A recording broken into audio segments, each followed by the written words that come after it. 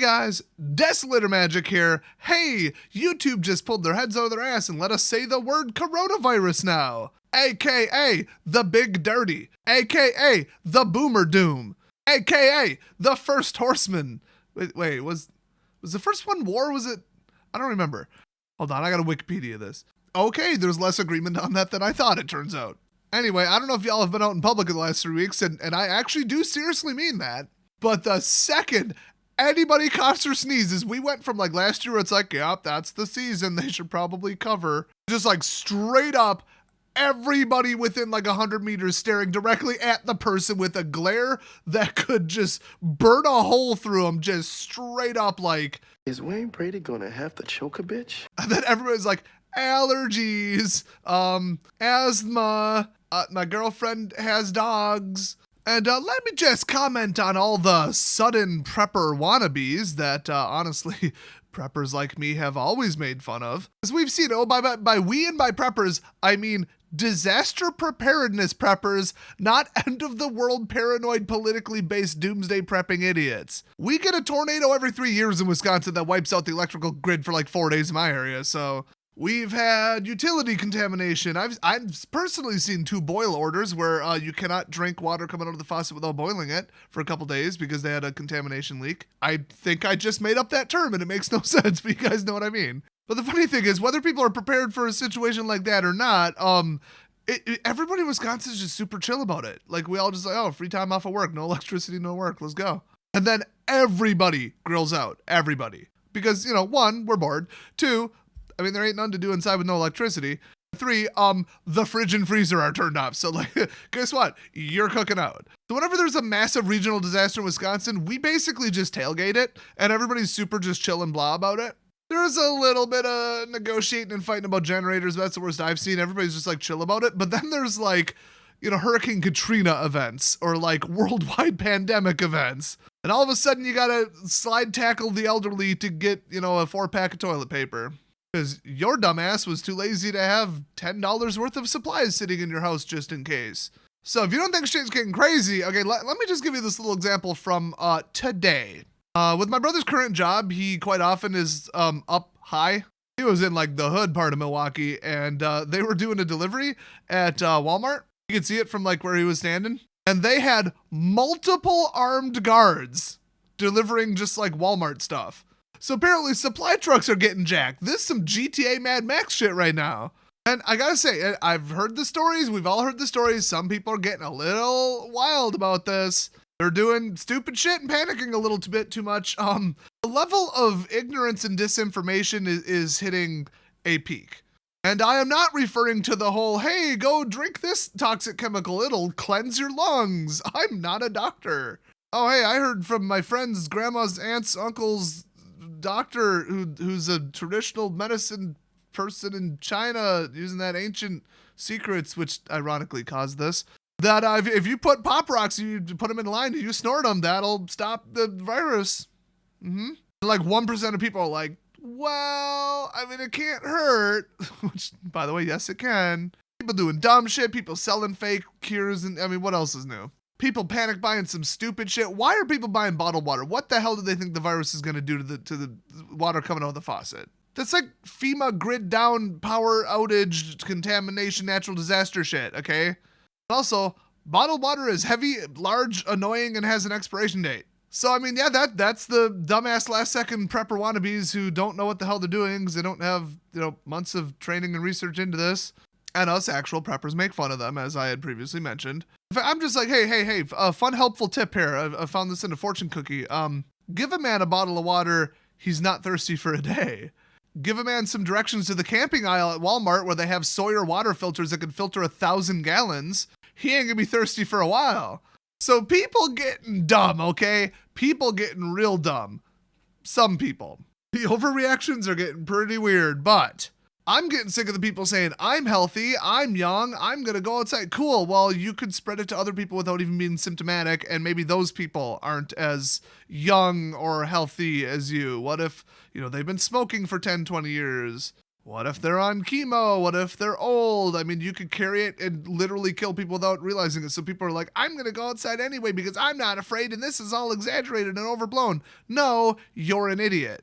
Everyone everywhere should limit going anywhere, period. It's just that simple. The government is not overreacting to say this. You might think, oh, it doesn't affect me. Oh, the lethality rate is only 3%. And if you're healthy, it's like 1%. Cool, yeah, but do you give a shit about anybody around you? Like, and do you know anybody with kids at all at home? Young kids who don't have developed immune systems? For the record, kids 11 and under just don't seem to catch this. Nobody's really sure why, but the statistics out of China are like less than 1% of cases were under 12 or something like that. But still, I mean, inconsiderate dumbasses are like, I'm going to go anywhere and do whatever I want because YOLO. Screw y'all. I mean, I get the whole like, let's not let every business in my whole town go out of business. But even like the Chinese grocery store in my area sent out an email saying, hey, we'll deliver to your house. I mean, if you need money, you make it work. You know what I mean? Except for like cruise lines and airports and some businesses are in trouble. And see, this is where we're going to have a problem. Everybody's like, it's just a virus that has a lethality rate. Some people are going to die. It's going to blow over. Honestly, less people will probably die than the flu, which is, by the way, also not true. It spreads more dangerously and faster and has a higher lethality rate. So more people are going to die from this than the flu. Let's just start the bullet point list about why factually people are not actually overreacting. They're underreacting to this. Not panicking and stressing and getting depressed. That ain't good, okay? But people just blatantly spreading lies like this is nothing. This is never gonna be a thing. People are panicking. It's just an illness. Whatever. It's just another cold. No country's economy can have 1% of people die and be okay. No economy is going to do very well if every optional luxury thing is instantly just at like zero sales. Anything related to travel. I mean, you think people are out buying like dumb shit they don't need right now? They ain't even leaving their damn house. I mean, people selling jet skis, jewelry, travel services, just anything people literally don't need, nobody's going to waste money on right now. So they're all screwed. Remember 2008 when the housing market collapsed and then a bunch of people lost their jobs over it because they went upside down on the stuff, and then that affected the stocks, which affected companies across the board. Every company had to tighten their belts because they were just losing money left and right because the whole economy in general sank. And then any luxury optional business just got destroyed. I'm just talking like dumb rich people shit, like really, really dumb luxury stuff. I mean, like, do you really need landscaping and lawn care? Not if you can't work for a month because your work closed. Oh, your work closed because nobody's spending money there, so now you're poor and now you're not spending money anywhere. Uh-oh, cascading problem. And that's what happened in 2008, and it was all just over housing and loans. That's it. Like, one or two simple companies losing a bunch of money, and that caused it. Just wait till like 1/3 of the businesses in America start losing money. The government can only give tax breaks for so long, and like your individual states could only give like landlord and tax and property tax subsidies for so long to try and keep stuff floating. And that crap's expensive, and you got to make it up with higher taxes later. So it's like, we're all footing the bill for this. I mean, arcades are going out, movie theaters, you don't need to see a movie. So anyone who works there, instantly out of a job. Trampoline parks, gaming stores, furniture places, they're all going to see a drop in like 75% sales. And if you got no work and you got no sales and it's not really like safe to have everybody come to a big building and sit in a room together anyway, you don't have a job. And if you don't have a job, then you're especially only spending on groceries and medicine and stuff you actually need until you run out of money. So then you put even less sensitive businesses out of business. So if people can't move around, leave their house, go places, and do group activities of any sort for a couple months, ooh, that's going to kick the economy right in the balls. So if you really enjoyed 2008 and onward, you're going to love this one. Now, if you're just like, oh my gosh, that makes sense, crap. If we look at absolutely out of control, explosive spread from like China, Italy, Seattle, like certain US states, all that, we could be weeks away from 1 million infected. Well, what happens, some people die, okay, whatever, that sucks. Then real estate crashes because too many people died and the population went down. And yeah, that's all crap for the economy. But hey, Social Security, Medicare, and pensions, if a bunch of old people die, that's going to look a lot better. Sorry to say it, kind of dark. But what happens when 1 million people catch it, have it for a week, maybe get hospitalized, maybe don't? I think it's 15% is the number on average. And then they're all better. well, then they're immune. Unless it mutates significantly, they're immune. So they can safely go back to work. You just, look at this paper that says I tested positive for coronavirus. Look at the date on it. Do I look sick? Let's go to work.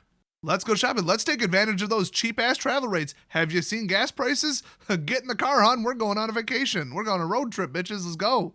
The first people to get infected and actually, come out the other side of it, they could literally walk out of the hospital, look left and right, and be like, oh, shit. Everything's 50% off in the entire fucking world. Oh, and let's mix that with everybody at work's asking me to work a double because I'm immune. Nobody else can safely come in, but I'm immune. What's that? You're going to give me time and a half for all 60 hours? Maybe I will order that jet ski and that jewelry and go see a movie. So not that I'm encouraging people to be idiots and make this spread faster. I'm just stating the fact that the faster it spreads, the better it is for the economy, because people who already had it and are now immune because they have antibodies against it, they are going to be very valuable people, both in the workforce and in spending money, which coincidentally is a wonderful combination. Here, work more, we'll pay you more, and BTW, everything's on sale.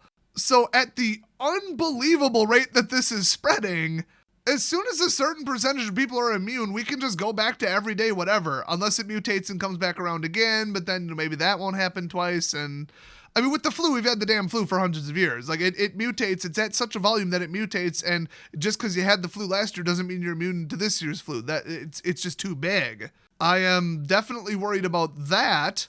But this could be a low mutation chance virus. It's a little too new for them to make a call, you know? And because of the very unique viral cell structure and the proteins along it, it might not be able to mutate away from certain shared traits regardless. And they might have a vaccine that works on every conceivable mutation within reason. So while this does look really, really, really, really, really like worldwide economic Great Depression level collapse, holy shit, the people who catch it and get better in a couple days are going to be fine, and they're going to save it. It's going to get really messed up for a little bit, and then it's going to get a lot better really quickly. But hey, I'm already feeling the effects of this myself personally. One of the companies I work for on the side, they do things that involve people going places, so a bunch of the things have been canceled. And by the way, that describes both of my dad's jobs. Uh-oh. So they're pretty financially secure. They got a lot of money in the bank. My parents are quite smart. I mean, they trained me correctly when it came to money, and they practiced it themselves. They paid off their house when they were like 42. Smart investments, buy low, sell high. I mean, they bought land up in northern Wisconsin, made a little improvements, sold it 10 years later, pocketed a pile of money. They only sold it because the prices of real estate were going so up there.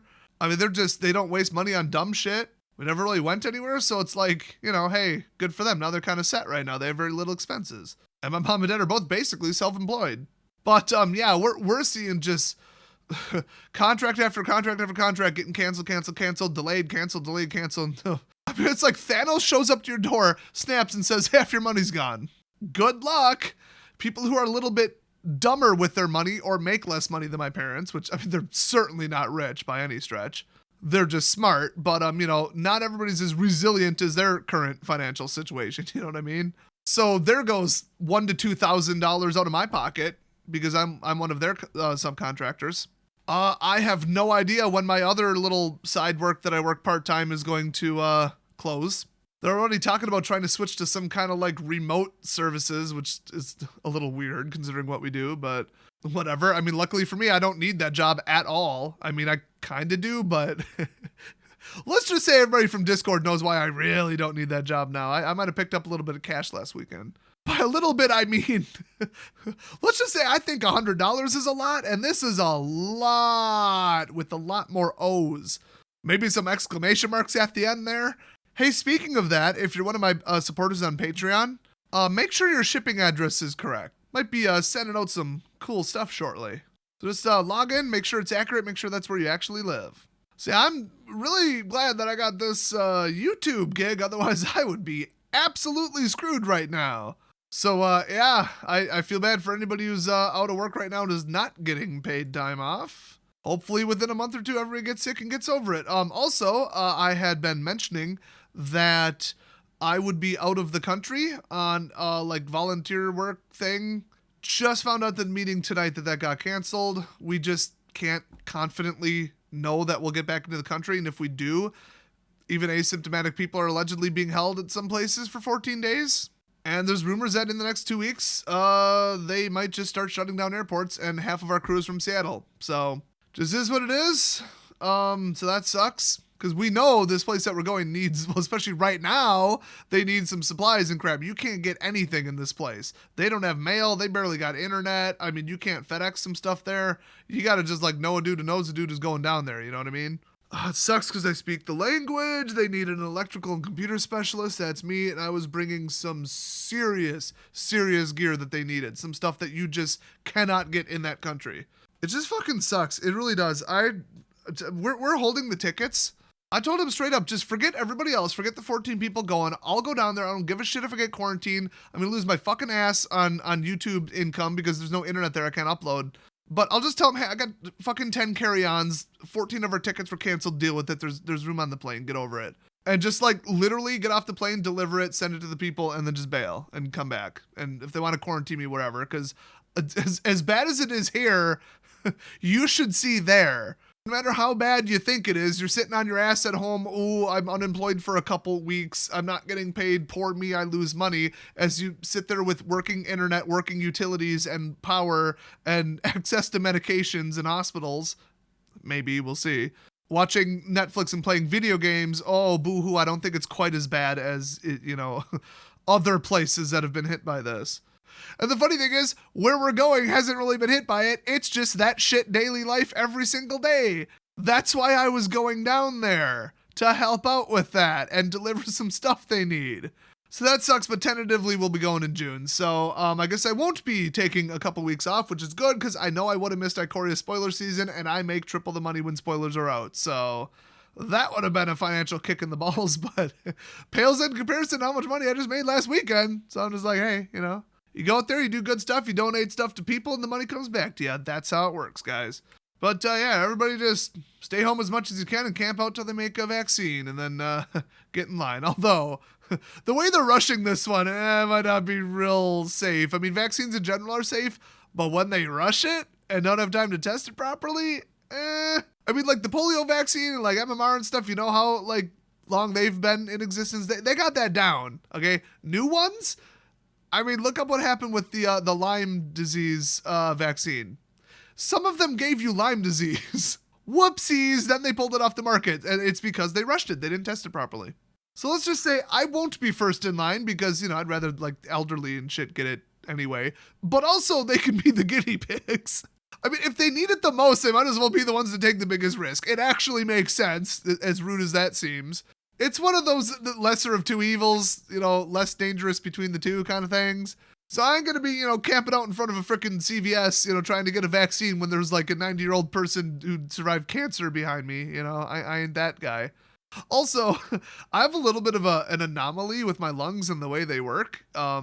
It's actually fairly common. It's a combination of two different medical problems, actually, that results in me just basically always having my immune system on high alert and producing like mucus and an immune reaction nonstop. But it's not as severe as cystic fibrosis, which in the last take I called cystic fibrofist. So it is actually very, very, very difficult for airborne viral cells to even get to the cells in my throat and lungs. And also the constant coating makes it so that my lungs can't absorb certain molecules like nitrous. So the last time they tried to knock me out with nitrous, it did absolutely nothing. But like 1 in 1,000 people have the same thing and are immune to nitrous. But mine's severe because I have on top of it a just crazy berserk out of control immune system. I mean, I'm allergic to ibuprofen. I'm allergic to like butylene glycol based silicones, but thankfully not latex. I mean, guys, I love balloons. Just kidding. It would just be a pain in the ass. I don't have any food allergies either though, which is awesome. But yeah, like when I get sick, I get extremely sick because the histamine reaction is crazy because my immune system is always on high alert because I'm allergic to so much stuff. And, nobody knows why like us hyperimmune people have hyperimmune systems. Nobody knows.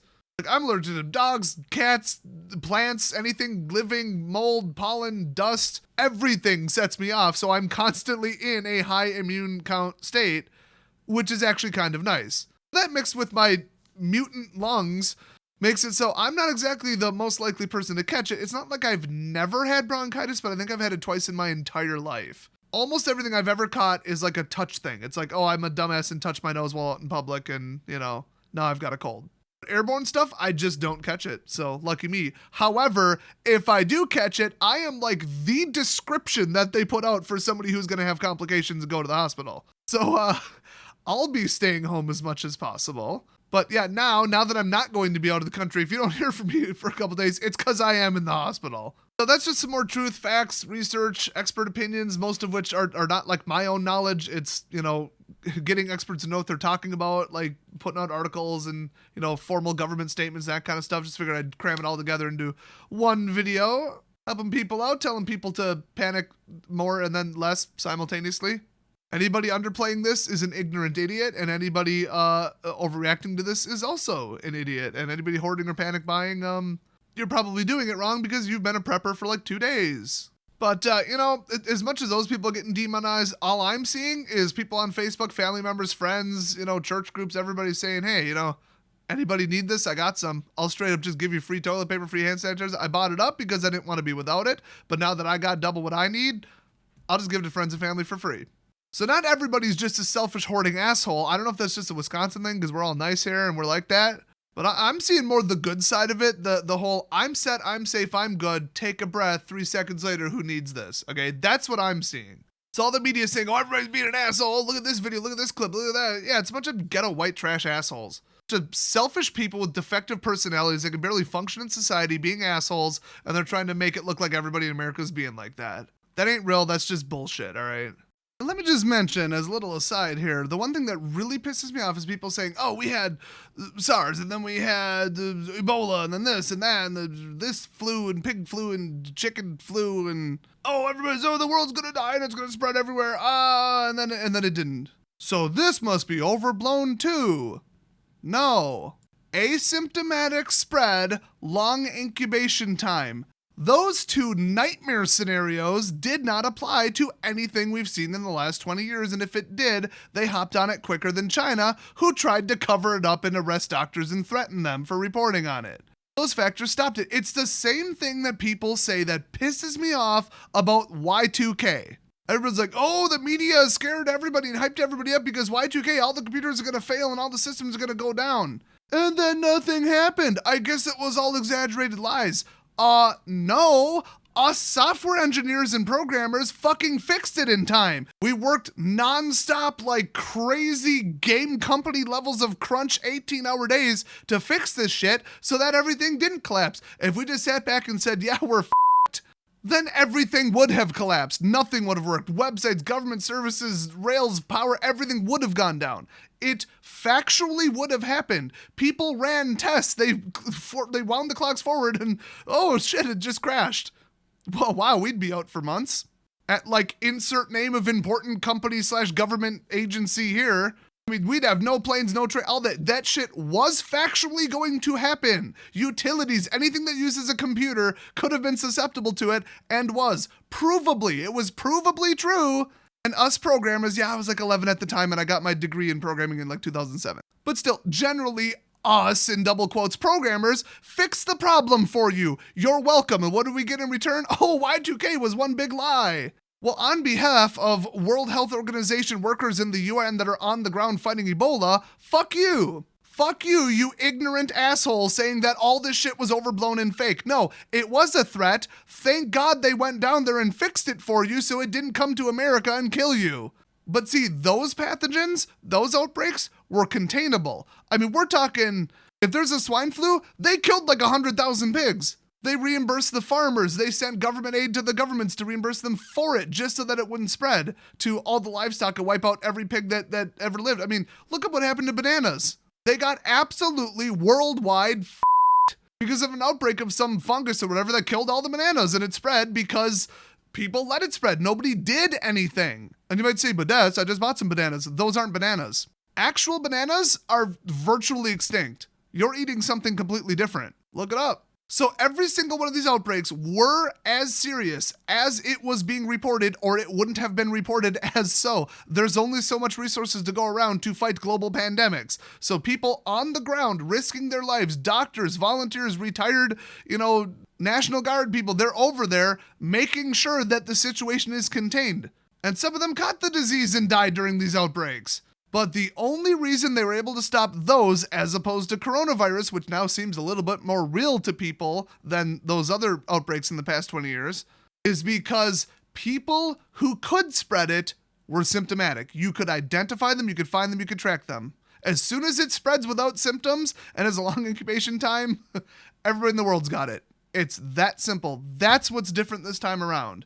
Not the fact that, every other one was overblown by the media, it was all fake, and it was never a real threat. That is deeply offensive bullshit. Do not spread that on social media. Do not tell your friends that, and if anybody says it, correct them immediately. But there is one last thing that I have to address. It's the 800-pound giant white cube gorilla in the room. F***ing toilet paper. Let's talk about the f***ing toilet paper. If there was one central flag that we could put in the mountain that is this corona shitstorm, it would just be a flag with a big roll of toilet paper on it. Everybody's getting shit over the toilet paper, pun intended. Let's set the record straight about why people who know what the they're doing are buying toilet paper, because everybody's saying this is ridiculous, it doesn't prevent coronavirus. If you run a distribution system or a warehouse, you are paying per square foot for property taxes, climate control, just labor, the shelves themselves, everything. I mean, you can't just have a limitless size warehouse. So you got to pick and choose what you're going to warehouse at your distribution center that feeds into, Walmart or whatever. And that goes from production storage to people who make a product, they store it, then they send it to distribution, then they move it to stores, okay? Shelf space is valuable. Are you going to take a 3 foot by 3 foot by 3 foot brick of some shit that costs $30 and waste your whole warehouse on it? No. A case of Tylenol is like $1,000 and it takes up the same space as a 42 pack of toilet paper. You're going to allocate 5% of your warehouse to tiny expensive electronics? Or are you going to allocate it to some dumb shit like toilet paper? So in the last 20 to 30 years, pretty much any store that knows what they're doing in any distribution system has switched to a JIT, or just-in-time inventory system. It was touted as the big, computers, AI, adaptive, save you money on warehouses, save you money on shipping thing, where basically it's just faster. You don't place an order, you don't store it all yourself, you don't need a giant storeroom. It's like, it's there. It was like the Amazon before Amazon was Amazon, but in large volumes and for stores. If you run something on the shelf, the second it goes out the register and you print the receipt, boom, the distributor knows you need it. The distributor tells the production people that they need it, and it's like literally seconds. Then they put it on a truck and it's there the next day or within 2 days, 3 days, 4 days. I mean, it depends what it is and how important it is and how quickly it runs out and expiration times, that kind of stuff. But if somebody buys, you're down to now 49% your normal stock of baked beans. Okay, boom. You hit up the baked bean supplier, they hit up the producer, tell them, hey, we're sending some out. We just shipped some to Walmart. Now we need a replacement whenever you're free. Then it gets there as soon as humanly possible, within reason. That is JIT. It arrives just in time. That's why all major modern stores are not built with a giant back room. It's basically shipping and receiving, and then it just goes straight to the shelf. So large, cheap, heavy items are really, really bad. Large, cheap, light items are like the second worst, and anything that expires would be even worse. So toilet paper is kind of in the middle, but it's, compared to almost any other product to warehouse, it is just so enormous. It is such a stupid waste of shelf space for the value. It's dollars divided by volume. A 1 meter cube that's worth $20, $30 is just an absolute waste of space. So basically everybody everywhere warehouses the bare minimum that they possibly can of it and have zero inventory buffer. So that means that in the JIT inventory system, toilet paper moves even quicker from the production to distribution, warehousing, and then immediately to the store. I mean, you get a box, a 2 foot by 2 foot box of micro SD cards, 32 gigs a piece. It's not the end of the world if you got to leave that on the shelf for 6 months. You know what I mean? The toilet paper, get that out of there as quickly as possible. So that means that if production gets shut down at a place that makes toilet paper and ships out shipments daily because they have to, you can go from perfectly sufficient supply chain to literally none for sale in the entire country in like 3 days. It is a very sensitive product when it comes to supply chain disruptions.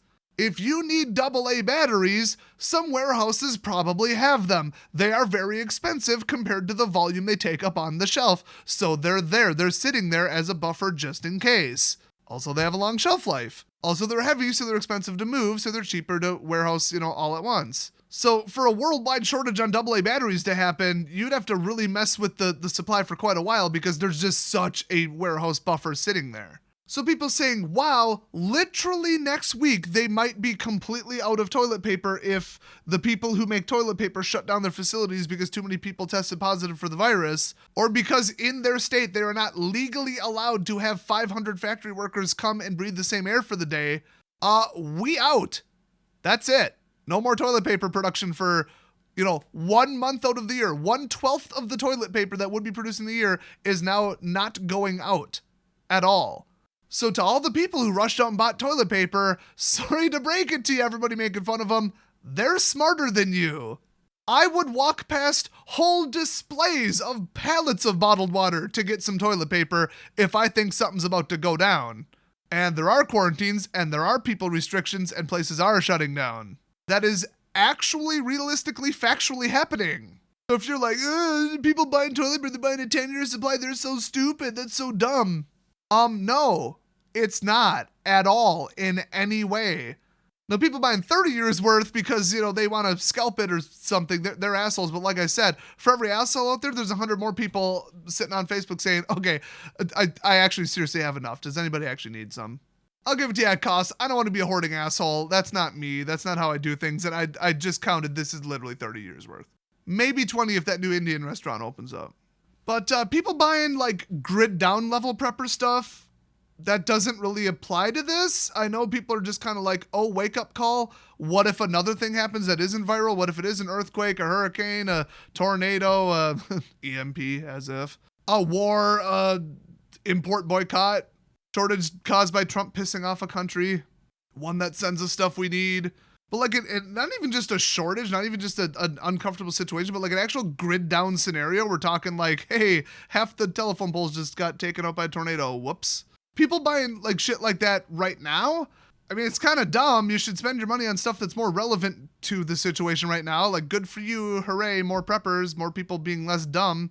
Wow, you just caught up with people in like island nations in rural Russia and like Haiti and like places where shit keeps happening. They're like, yeah, nobody's coming to save you. And at any given time, without warning, you're going to be on your own for survival shit for a couple weeks. So they keep fire starting equipment, water filter, the food, rice, dry goods, they keep it around because it's real to them. A lot of dumbasses in America, it's not real to them until it happens. So if you live in somewhere that doesn't have Wisconsin's weather, it's very calm and peaceful and everything's good and everything's always available and yeehaw, don't get comfortable. That is not smart. You should have a couple guns and ammo and water filters and stuff sitting around. Literally, my prepper equipment is about $200 to $300 and I am set for anything.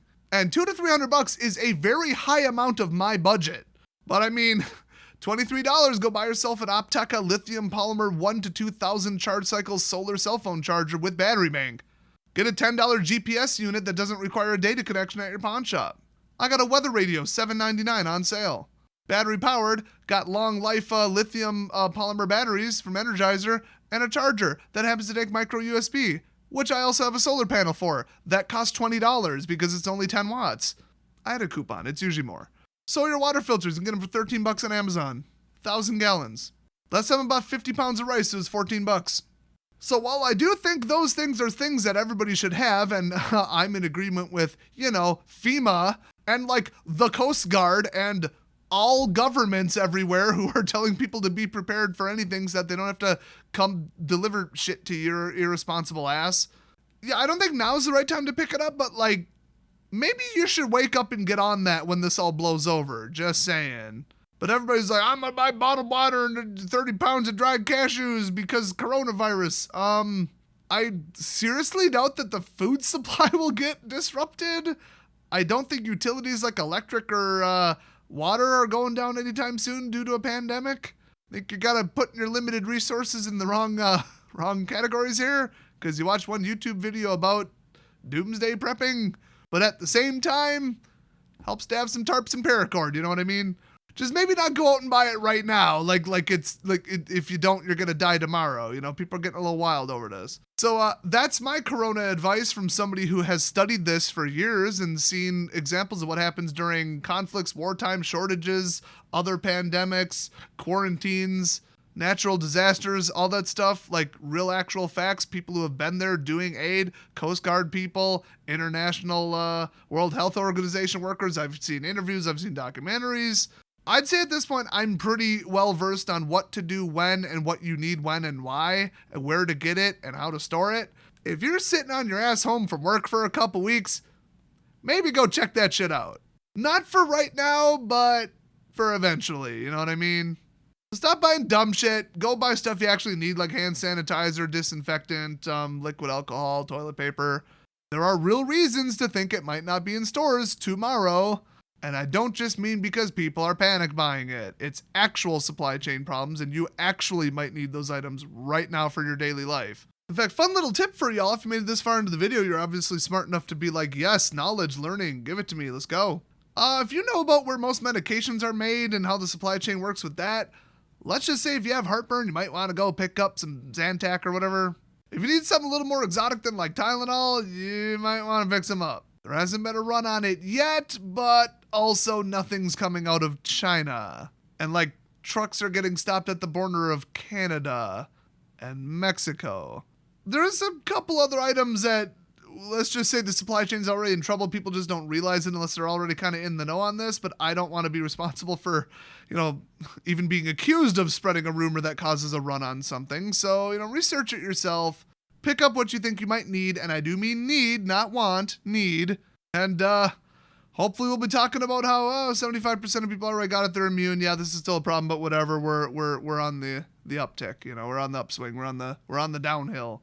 I don't think any of those are sayings, but I haven't slept in like 40 hours. So speaking of that, you want to help your immune system? Take a multivitamin, get some damn sleep, and drink some water. So anyway, thanks for watching. I wanted this video to be a little bit more poking fun, but there's just so many people spreading so much bullshit. I thought, well, I might as well just turn this into actually useful videos. So thank you very much for watching. Hopefully I'll be home making more videos, and hopefully you'll be home watching them. Hit subscribe if you already ran out of things to watch on Netflix. Or actually, let's be honest, my content is better than half of what's on Netflix. Thanks for watching, and I'll see you guys next video.